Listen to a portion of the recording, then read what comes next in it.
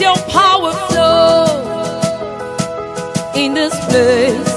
Anointing fall on me, just like the days when power parted the sea.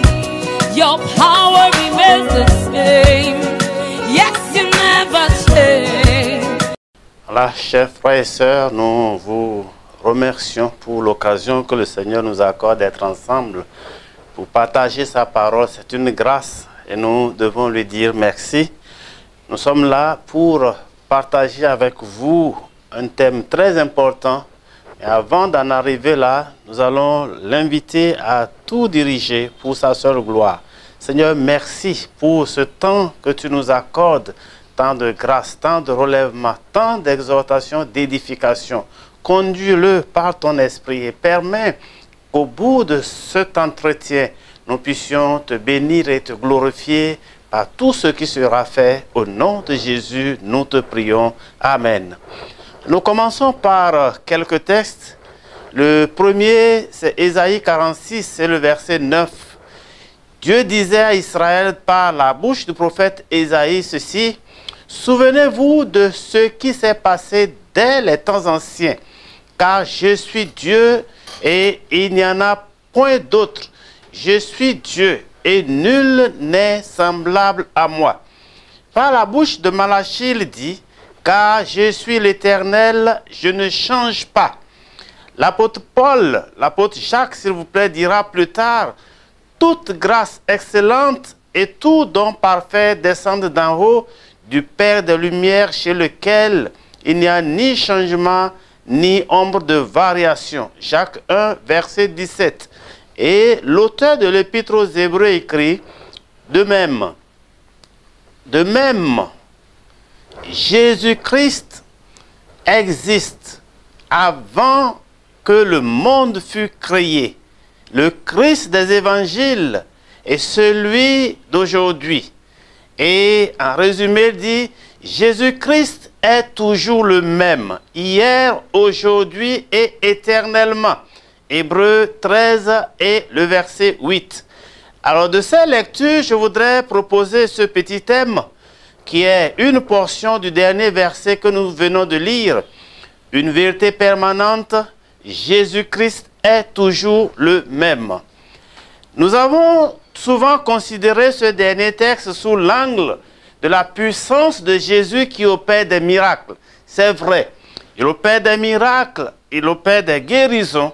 Et cependant, nous devons reconnaître que Jésus-Christ est puissant, il demeure le même dans tous les domaines de la vie, de l'homme que nous pouvons aborder. Nous pouvons trouver dans chacun d'eux la manifestation de la puissance de Jésus, la manifestation de sa présence, la manifestation tout simplement de sa souveraineté. Alors voyons sa parole. Elle déclare qu'elle est inchangée, elle demeure éternellement.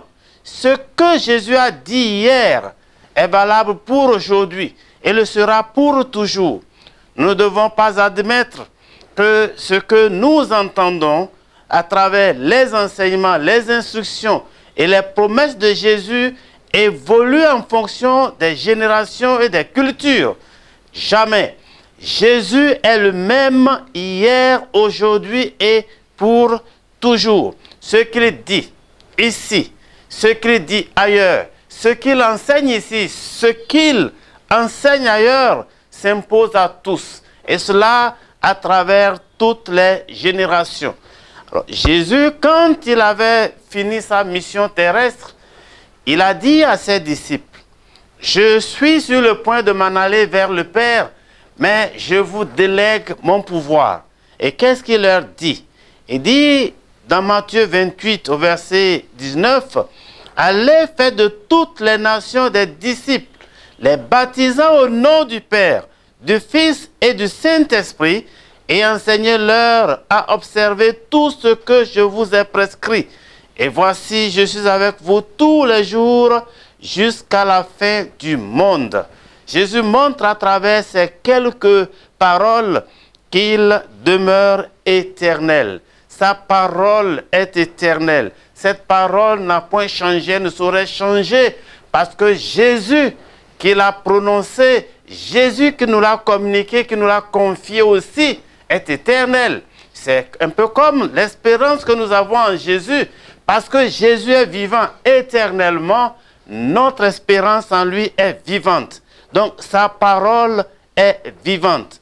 Et l'apôtre Pierre va dire ici, c'est juste une paraphrase, il parle de la parole du Seigneur, il dit, la parole du Seigneur demeure éternellement. Et cette parole est celle qui vous a été annoncée par l'Évangile. 1 Pierre 1, verset 25. Alors, abordons en ce moment la puissance de Jésus. La puissance de Jésus, on peut parler simplement de la puissance de Dieu. On dit la même chose. La puissance de Jésus n'a point diminué, car la puissance de Jésus, c'est la puissance du Saint-Esprit. Et l'Esprit Saint est l'agent exécutif de la Trinité. C'est par le Saint-Esprit ou au travers du Saint-Esprit que Dieu accomplit tout ce que nous le voyons faire. Et il est possible que nous n'ayons pas vu Dieu à l'œuvre, mais nous avons entendu que Dieu a agi à tel endroit, Dieu a agi à tel autre endroit, peu importe si nous croyons en cela ou non. Mais il est clair que personne ne peut refuser que la puissance de Dieu se manifeste au milieu des hommes. Parce que quand nous pensons simplement à notre vie, quand nous pensons à tout ce qui nous entoure, nous pouvons reconnaître qu'il y a une puissance qui agit au milieu de nous. Alors Jésus donc n'a rien perdu de sa puissance.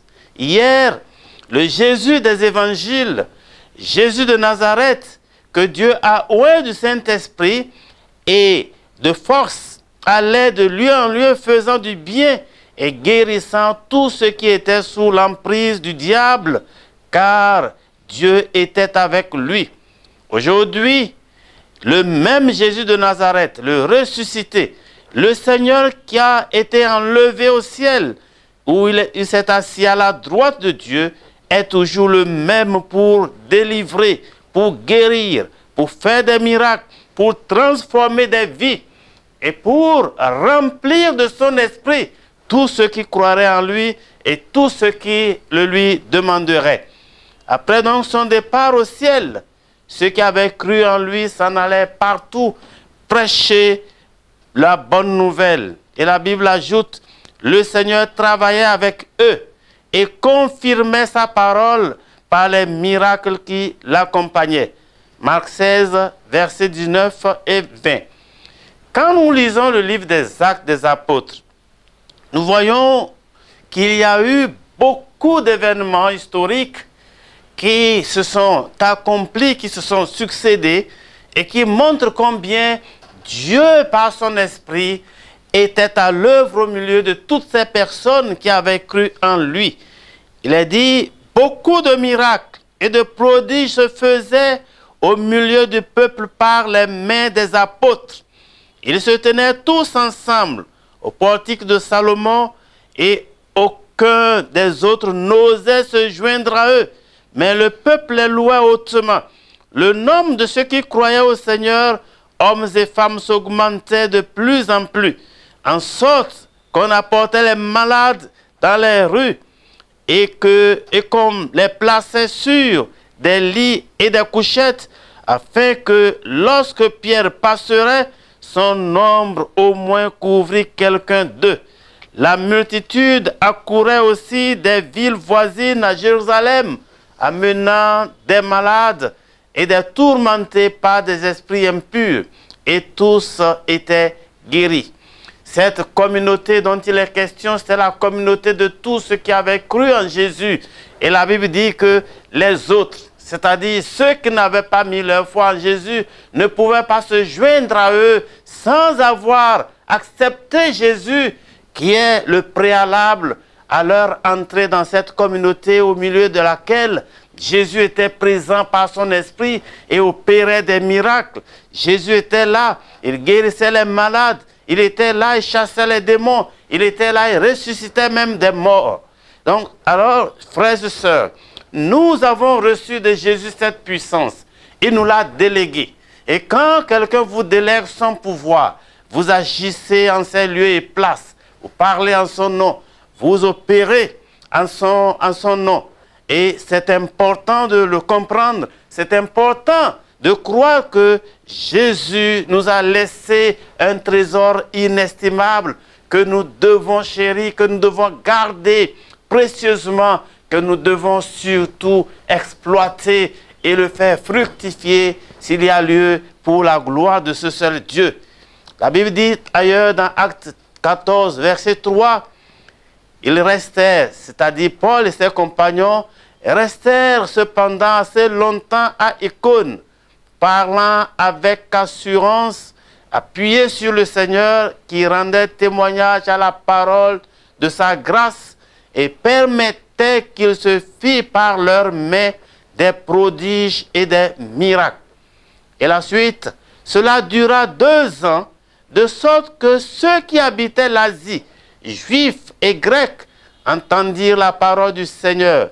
Et Dieu faisait des miracles extraordinaires par les mains de Paul, au point qu'on appliquait sur les malades des linges ou des mouchoirs qui avaient touché son corps, et les maladies les quittaient, et les esprits malins sortaient.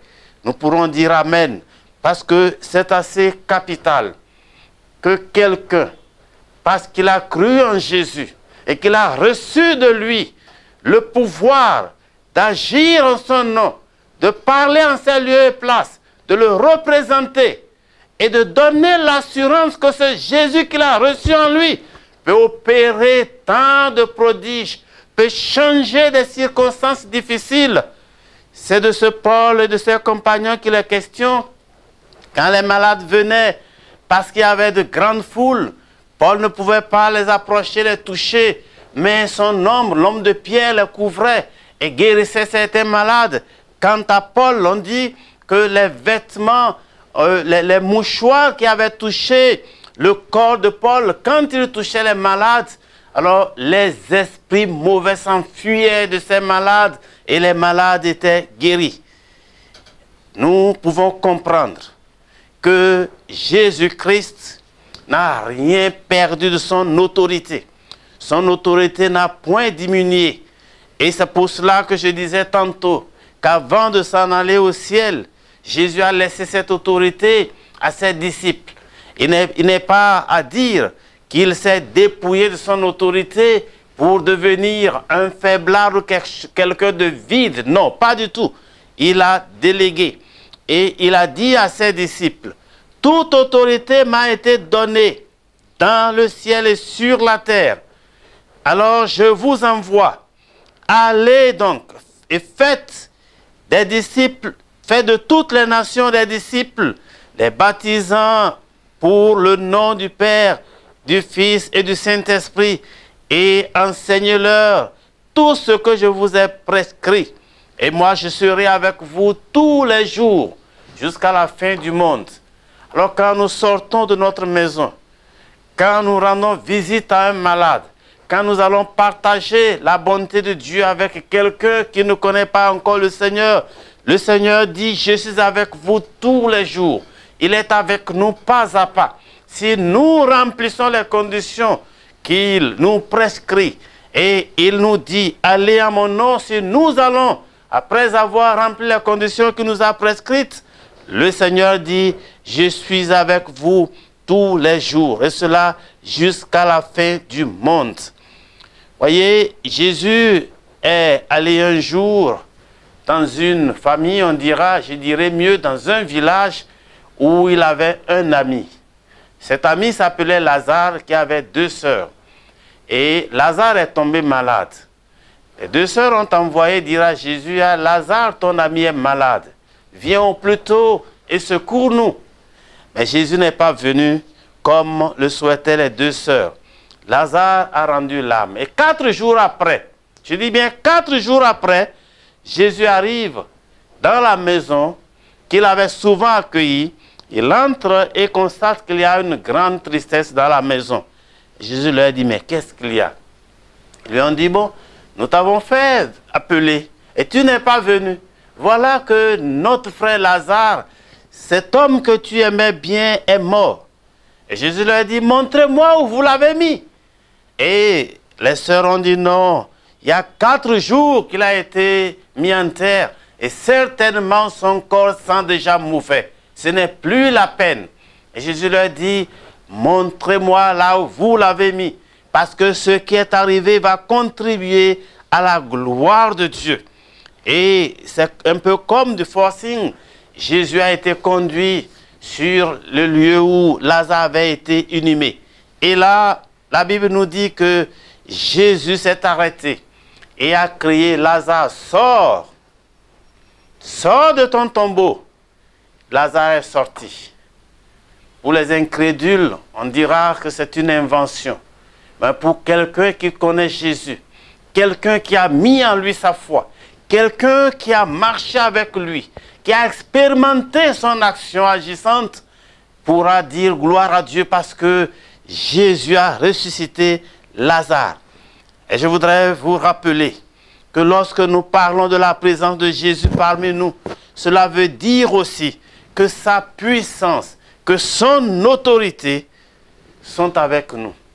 Et ces choses peuvent nous accompagner et nous faire réussir la mission qu'il nous confie. C'est une vérité permanente qui ne saurait changer. Jésus-Christ est le même hier, aujourd'hui et pour toujours. Jésus va dire à ses disciples, en vérité, je vous le dis, celui qui croit en moi fera aussi les œuvres que je fais, et il en fera de plus grandes, parce que je m'en vais au Père.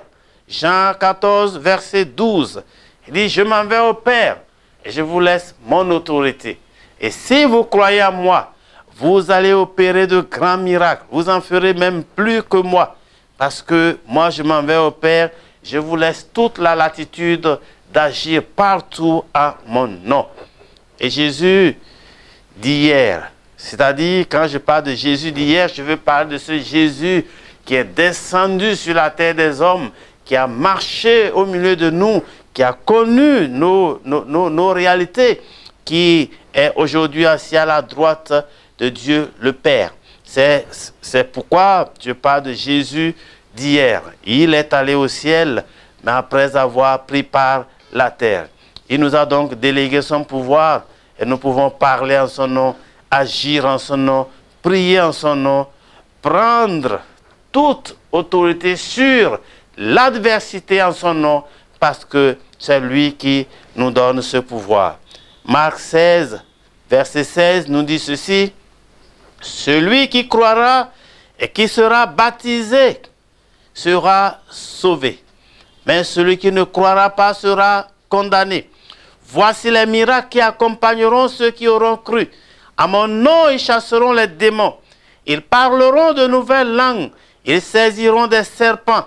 S'ils boivent quelque breuvage mortel, il ne leur fera point de mal.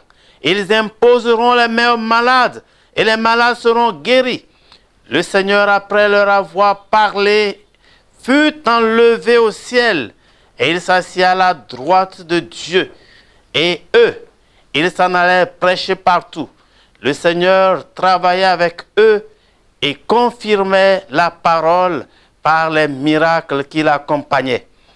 Devons donc, frères et sœurs, chers amis auditeurs, croire que le Seigneur est parti en nous laissant le pouvoir d'agir en son nom. Et l'espérance que nous avons en lui est éternelle. Je dirais qu'elle est immuable, elle est puissante. Rien ne saurait nous l'arracher si nous demeurons attachés à ce Jésus qui a offert sa vie pour nous. Et ce soir, il est important que nous puissions considérer le Seigneur Jésus comme quelqu'un de toujours vivant et d'éternellement vivant. Il est éternellement le même et il est puissant sur la terre, sous la terre et dans les cieux. Il est souverain simplement. Aucune autre créature ne saurait lui ressembler. Aucun roi ne saurait être comme Jésus. Aujourd'hui, nous sommes dans le temps de la grâce, nous disons, nous sommes aussi dans le temps du Saint-Esprit. Et ce mot, quand on dit aujourd'hui, on parle de l'instant présent, mais nous parlons de tout ce qui va suivre cet instant jusqu'à l'avènement du Seigneur Jésus-Christ. Alors qu'est-ce que Dieu nous demande maintenant? C'est d'avoir foi en lui. Le Seigneur parle et agit toujours avec la même autorité et la même puissance. Nous pouvons entendre sa voix et voir sa puissance si nous ouvrons notre cœur à sa parole. Le Seigneur Jésus, nous dit la Bible, s'est assis à la droite de Dieu le Père et il intercède pour nous, il prie pour nous, il manifeste à notre égard la même compassion, le même amour, l'amour qui avait animé son cœur et qui l'avait poussé à descendre sur la terre pour souffrir à notre place. Chers amis, comme vous le comprenez, ce n'est pas une question d'époque, ce n'est pas une question de méthode, ce n'est pas une question de lieu non plus, mais c'est simplement une question de foi.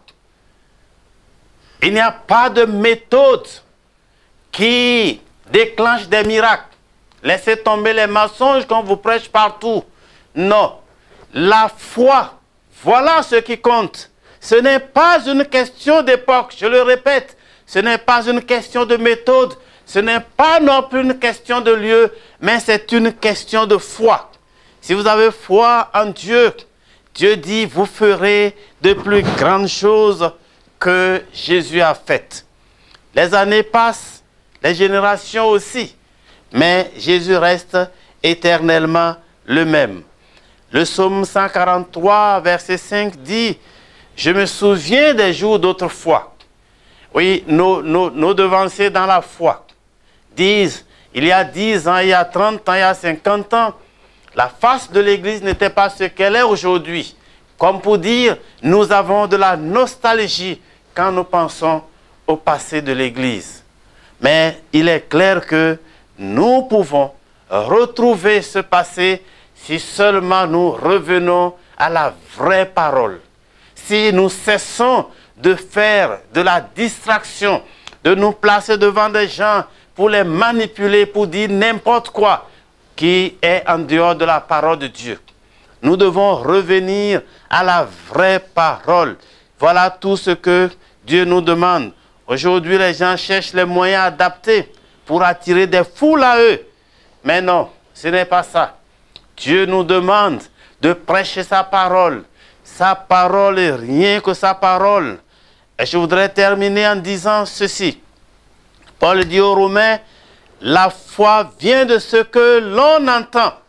Et ce qu'on entend vient de la parole de Dieu. Ce n'est pas de la parole d'un prophète. Ce n'est pas de la parole d'un archibishop. Ce n'est pas de la parole d'un fondateur d'église. Non. Ce qu'on entend vient de la parole. Et cette parole, c'est la parole de Dieu. Si nous avons foi en quelqu'un, il mourra. Nous connaissons des gens qui se sont levés à des moments donnés, qui étaient puissants en leur temps, qui drainaient des foules derrière eux. Mais la mort est venue, les a emportés. Et tout ce qu'ils avaient bâti s'en est allé avec eux. C'est comme s'ils bâtissaient sur des châteaux de cartes, comme on dit. Et ils ont mis leur édifice sur du sable mouvant. Et l'eau de ruissellement a tout emporté. Mais nous parlons ici de la parole séculaire, la parole éternelle, la parole incarnée qui est Jésus. Et si nous pouvons revenir à la parole écrite, alors nous serons certains de retrouver notre passé que nous avons perdu et dont la perte nous fait bien mal. Un dernier verset, Jérémie 6, verset 16, Jérémie dit de la part de Dieu, « Ainsi parle l'Éternel, placez-vous sur les chemins, regardez et demandez quels sont les anciens sentiers, quelle est la bonne voie, marchez-y et vous trouverez le repos de vos âmes. » Mais ils répondirent, « Nous n'y marcherons pas. » Chers amis auditeurs, chers frères et chères sœurs, Ce que Dieu nous invite, c'est de revenir à lui. Et c'est pourquoi le prophète dit, placez-vous sur les chemins, regardez et demandez aux passants, demandez-leur, quels sont les anciens sentiers, quelles sont les anciennes pratiques, qu'est-ce que les chrétiens d'autrefois faisaient. Alors marchez d'après leurs conseils et vous trouverez du repos pour vos âmes. Mais ils ont répondu, non, nous ne voulons pas ça, nous voulons la distraction, nous voulons nous amuser, nous voulons faire comme tout le monde fait, nous ne voulons pas nous soumettre au Seigneur. Ce soir, chers amis, chers frères et sœurs, je voudrais vous laisser sur ces paroles, rappelant que je prie de tout mon cœur que le Seigneur éclaire les yeux de vos cœurs et que vous puissiez comprendre quelle est son infinie grandeur qui se manifeste par la vertu de sa puissance pour transformer nos vies, pour nous rendre utiles à lui, pour faire de nous un peuple qu'il emploie, une armée qu'il utilise, des mains qu'il emploie ici et là, des soldats du milieu desquels il dit à l'un viens, il vient, à l'autre va, il va. Que nous soyons des gens remplis de sa présence et de sa puissance pour agir en son nom. Jésus-Christ est le même aujourd'hui, demain et pour toujours, il sera le même. Il est le même hier, aujourd'hui et pour toujours. Il sera le même éternellement. Soyez bénis. Père, nous te rendons grâce pour ta parole. Tu as parlé à ton peuple, tu as parlé à beaucoup de gens qui ne t'ont pas encore connu. Je te supplie de faire en sorte qu'ils aient la même grâce que nous avons eue de venir à toi. De nos ténèbres, tu nous as appelés et tu as fait de nous tes enfants. Merci Seigneur d'agir maintenant et gloire à toi au nom de Jésus. Amen.